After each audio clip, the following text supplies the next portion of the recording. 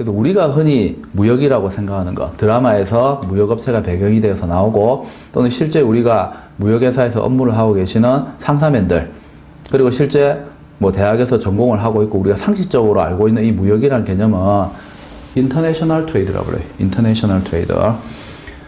그래서 이 무역을 뜻하는 용어들이 사실은 뭐 foreign trade라는 용어도 있고 international trade라는 용어도 있고 world trade라는 용어도 있고 영문으로는 다양하게 표시됩니다. 근데 그런 것들이 이제 관점의 차이점이에요. 관점의 차이점. 우리가 보통 foreign trade, 외국 무역이라는 게 있어요. 외국 무역.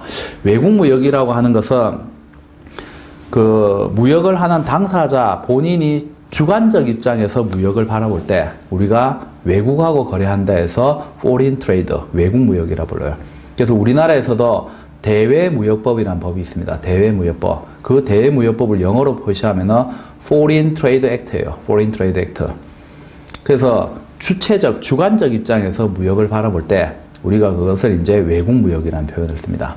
반면에 우리가 흔히 사용하는 International Trade라는 표현이 있죠. International Trade. 이건 이제 국제무역 이렇게 번역하는데 국제무역이라 번역하실 필요 없습니다. 이게 바로 그냥 우리가 얘기하는 무역이에요. 사실 Foreign Trade도 무역이고 International Trade도 무역이에요. 근데 관점의 차이점이죠. International Trade는 객관적인 입장에서 무역을 바라본 거예요.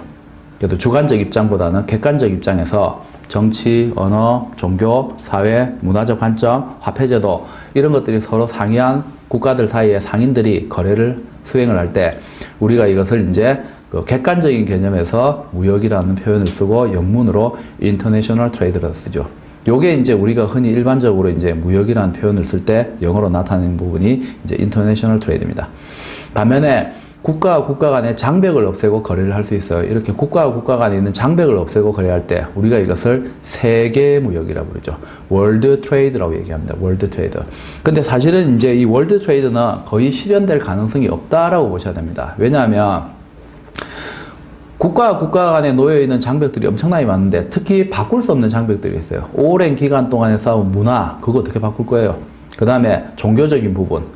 종교전쟁이라고 하는 것은 인류가 문화라는 걸 가지기 시작하면서 지금까지 끊임없이 이루어지고 있는 거죠. 이 종교적인 관점 자체를 바꾼다는 것은 거의 불가능입니다.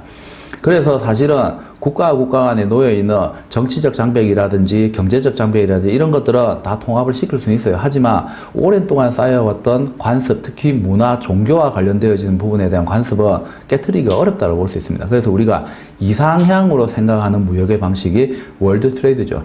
하지만 이 월드 트레이드로 나아가는 것이 전 인류에 있어서 큰 이득이 되기 때문에 이제 지향하는 점이 세계 무역이라는 관점입니다. 사실은 실현되기 거의 불가능하다고 볼 수 있어요.